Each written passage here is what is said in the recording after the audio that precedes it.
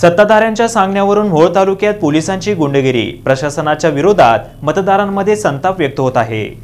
कोणत्याही निवडणुकीत एकमुखी मतदान करण्याची अनगर भागातील गावाची गेल्या 50 वर्षाची परंपरा आहे। ही परंपरा मोडीत काढण्याची भाषा सहकार मंत्र्यांनी वडवळ येथे केली होती, तर जलसंधारण मंत्री राम शिंदे या मंत्र्यांनी तर आम्ही कोणत्या तरी राजनला पाकिस्तानातून आणलं होतं, याही राजनला अनगरमधून आणेन अशी भाषा वापरली होती। त्याच मंत्र्यांच्या सांगण्यावरून पोलिसांनी बळाचा वापर करून माजी आमदार राजन पाटील यांच्यावर खोटा गुन्हा दाखल करून आणण्याचा प्रयत्न केला की काय, अशी चर्चा मोहोळ तालुक्यात सुरू होती। मतदानाच्या दिवशी खंडोबाची वाडी येथील मतदान केंद्रावर सकाळी शांततेत मतदान सुरू होतं। या गावात एकमुखी मतदान होत असल्याचं समजल्यानंतर सहकार मंत्र्यांच्या बगलबच्च्यांनी पोलिसांना हाताशी धरून मतदान केंद्रात आणि बाहेर असणाऱ्या लोकांना काठ्यांनी बेदम मारहाण केली। पोलिसांच्या मारहाणीमुळे घाबरून मतदार पळून गेले आहेत, त्यामुळे या मतदान केंद्रावर अधिकाऱ्यांनीच बोगस मतदान केलं असल्याची शक्यता आहे, असा आरोप मोहोळचे माजी आमदार राजन पाटील यांनी या ठिकाणी फेरमतदान घेण्यात यावं अशी मागणी निवडणूक आयोगाकडे केली आहे। यावेळी बोलताना राजन पाटील म्हणाले, जे मतदार यादीत नाव आहेत ते लोक सगळे त्या ठिकाणी मतदान करायला आमच्या वाड्यांचे आणि त्या अनगर परिसरातील त्या ठिकाणी आले होते। त्यावेळेला पोलीस अधीक्षक आणि IG यांचं स्क्वॉड आलं आणि एवढी गर्दी का तुम्ही केली म्हणून करता मोठ्या प्रमाणामध्ये मारहाण केली। आमच्या अनगर गाव आहे, काय खंडोबाची वाडी म्हणून एक गाव आहे, त्या गावामध्ये मतदारांना खच्चून मारण्याचं काम पोलिसांनी केलं। त्याच्यामध्ये काही लोकांचे हात फ्रॅक्चर झाले, काही लहान मुलं आहेत, काही स्त्रिया आहेत, या सगळ्यांचं।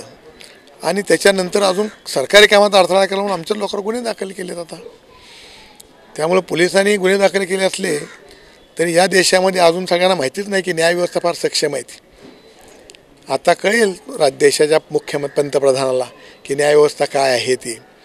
त्यामुळे न्यायव्यवस्थेवर आमचा विश्वास आहे, त्यामुळे आम्ही ह्या गुन्ह्याला वगैरे आम्ही न्यायालयात जाऊयाच, पण त्याचबरोबर ही निवडणूक प्रक्रिया आमच्याकडची पुन्हा घ्यावी अशा प्रकारचा सुद्धा आम्ही आता निवडणूक आयोगाकडे दुपारी तक्रार केलेली आहे आणि या सगळ्या FIRवर हायकोर्टामध्ये आम्ही जाणार उद्याच्या उद्याच। त्यात काय दुसरं विशेष आहे? मी घरी बसलेलो तेव्हा पोलिसांनी येऊन काठीने सपकावरून घरात जा म्हणले। आमच्या घरात बसलो तर मुलं दारात खेळत होते आणि पोलिसांनी येऊन लाठीने मार करून खाली पाडून त्यांना मारलं। मुलांना, लहान मुलं कॅरम खेळत होते। हे जे आता मुलाला मारलं नाही, लहान मुलाला, हा मुलगा ह्या ठिकाणी बसलेला होता आईसोबत आणि बाउंड्री इथून एक 50 फुटापर्यंत पलीकडे आहे। निष्कारण येऊन त्यांनी म्हणजे वरून जिथं आले पहिल्या देव महादेवाच्या मंदिरापासून तिथून तिथले 2 लोकांना उचलून घेतलं। एक मुलगा त्या ह्याच्यावरनं पडला, त्याचं सगळं पाय वरभर म्हणजे कच्ची गतिवृद्धीवरनं त्याचं पाय सगळं म्हणजे पिचकला आहे, तो काय तसाच गेला पळत येऊन। आणि त्यांनी आल्यानंतर असं म्हणजे काही नसताना म्हणजे उगाच या सगळ्या लोकांना म्हणजे दहशत निर्माण केले आणि मारहाण केले। या इलेक्शनला कुठल्याही प्रकारचा पोलिसांवर कुठला दबाव नव्हता किंवा कुठले गोंधळ नाही, काय नाही। हे दुपारी आज अचानक IG साहेब कोण आहे, ते IG का कोण आहे आम्हाला एवढं माहीत नव्हतं। ते आल्यानंतर डायरेक्ट त्यांनी मतदान केंद्रापासून वरूनच 1 किलोमीटर अंतरापासूनच रस्त्याने येणारे सुद्धा लोकांना काट्या मारत लाठी हल्ला करत आले। आणि इथं सुद्धा म्हणजे घरात बसलेल्या व्यक्ती, बायका, मुलं त्यांना सुद्धा नाक मारलेला आहे। काही गोंधळ नव्हता, जमावबंदी नव्हती, काही सुद्धा नव्हतं। हा याच्यामध्ये राजकीय षडयंत्र, ह्याच्या मागे प्युअर भाजपचा हात आहे आणि मुख्यमंत्री फडणवीस साहेब तर घरखात असल्यामुळं तिच्यावरूनच दबाव आहे ह्याच्यावर सगळा।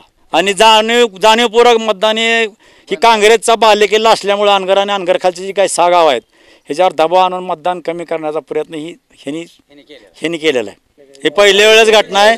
आजपर्यंत जर रेकॉर्ड काढलं तर या 6 वाड्या आणि 7व्या अनगरमधलं कुठलीच पोलीस स्टेशनला कसलीच नोंद नाही। सोलापूर लोकसभेसाठी दुसऱ्या टप्प्याचे मतदान गुरुवारी सुरू होते। दरम्यान मोहोळ तालुक्यातील खंडोबाची वाडी या ठिकाणी सुरळीत मतदान सुरू होतं। त्यावेळी अचानकपणे कोल्हापूर परिक्षेत्राचे पोलीस उपमहानिरीक्षक आणि सोलापूरचे पोलीस अधीक्षक मनोज पाटील हे पोलिसांच्या फौजफाट्यासह त्या ठिकाणी दाखल झाले। त्यावेळी त्यांनी मतदान केंद्राच्या आवारात मत देण्यासाठी आलेल्या मतदारांना काठ्यांनी मारहाण करण्यास सुरुवात केली। यावेळी प्रशासनाच्या विरोधात मतदारांमध्ये संताप निर्माण झाला होता। पोलीस प्रशासन मतदारांवर लाठीचार्ज का करते आहे याबाबत याबाबत नागरिकांना काही समजू शकलं नाही असं माजी आमदार राजन पाटील यांनी सांगितलं। मात्र या परिसरात आचारसंहिता भंग झाल्यानं नागरिकांच्या जमावाला पांगविण्यासाठी पोलिसांनी ही कारवाई केली असल्याचं समजतं। तर या प्रकरणी सखोल चौकशी करण्याची मागणी माजी केंद्रीय गृहमंत्री सुशीलकुमार शिंदे यांनी केली आहे।